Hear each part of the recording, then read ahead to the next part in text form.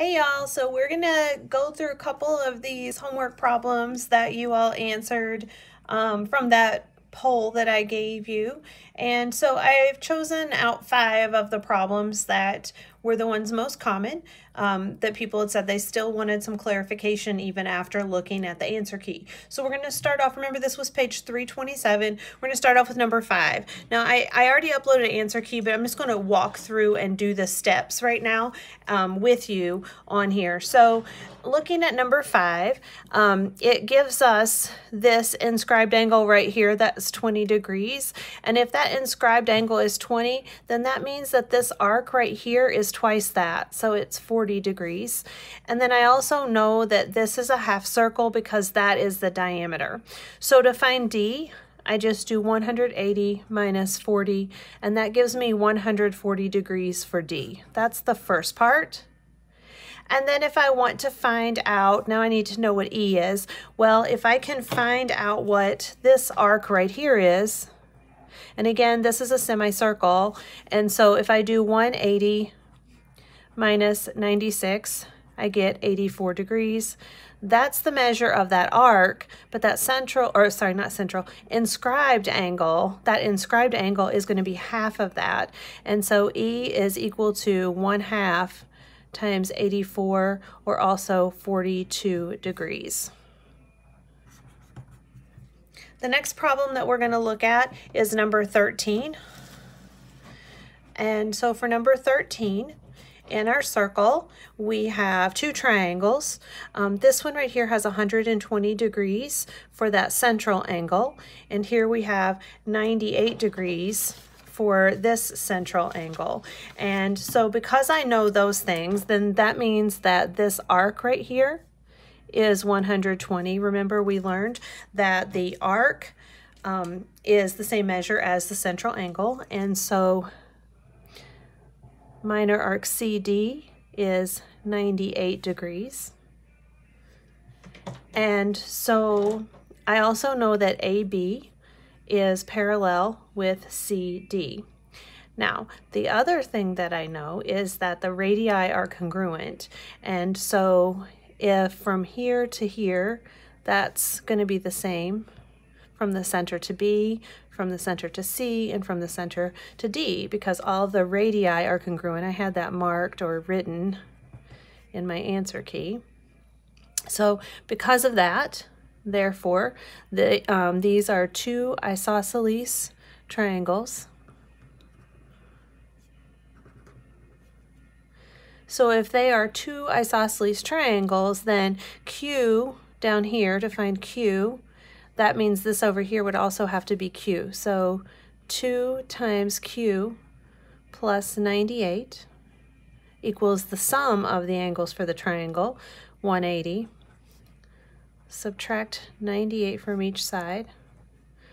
2Q is 82, divide by 2, and so Q gives you 41 degrees.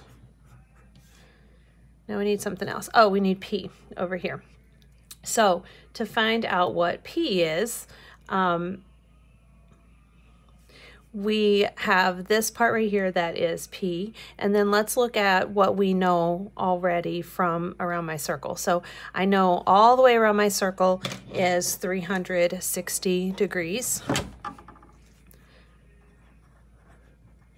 And so that is going to be equal to 120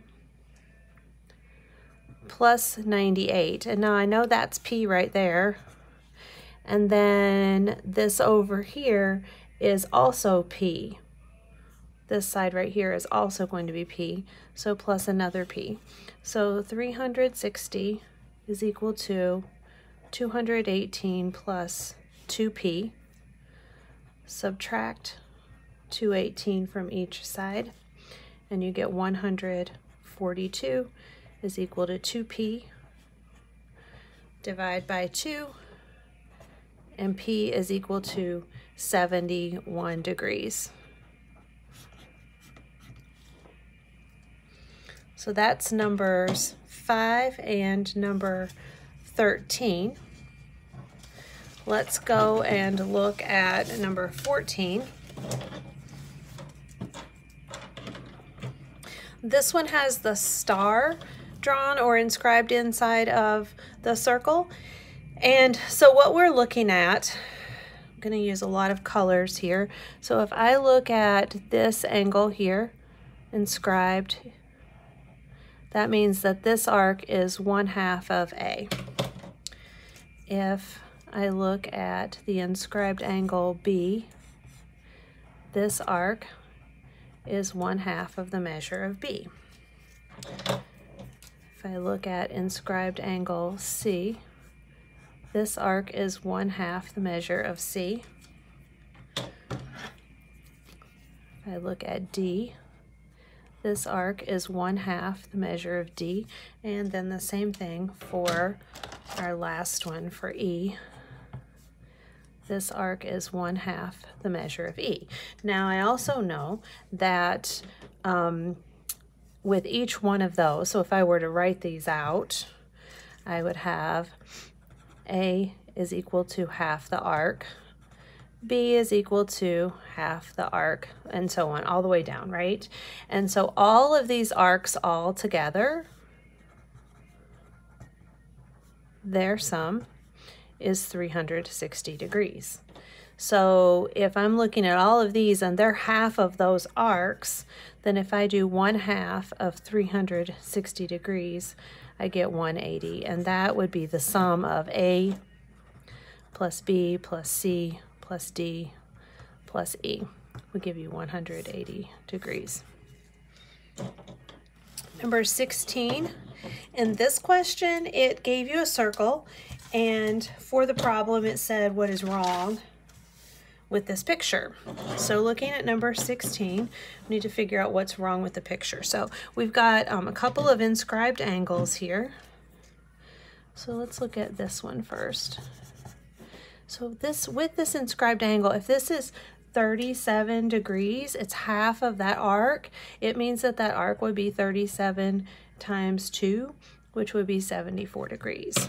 But then if we look at this one here, this inscribed angle, it's telling us it's 35. And so 2 times 35 would be 70. And so what is wrong with this is that 74 is not equal to 70. And so those two inscribed angles cannot have those endpoints. They cannot share those endpoints because that arc would have to be the same. So a written explanation could be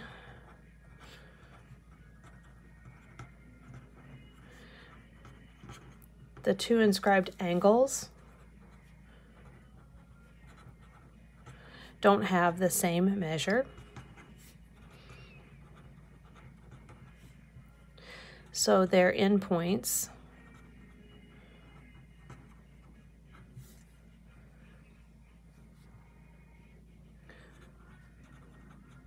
do not make the same arc.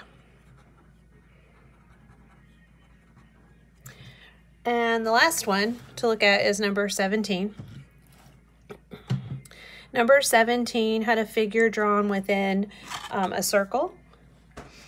And on this one it said, explain why arc AC is congruent to arc CE. That's what it's asking us to explain. So working through different parts of this, the first thing I'm going to notice is that I've got some right angles here.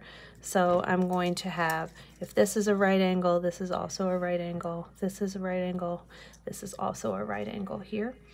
I also notice that this angle is congruent to this one because those are vertical angles. So if I focus on this triangle and this triangle here, if I focus on those two triangles, and let's redraw those out. So for my first one, putting my right angle here, and then that was my congruent angle, marking my vertices. So for triangle DHF, and then for this little triangle here, I'm going to draw that one. There was my congruent angle, and this is triangle BHF. BFG. So I know that angle DFH is congruent to angle BFG because they're vertical angles. That's what I showed right over here, because those are both vertical angles. And then I also know that angle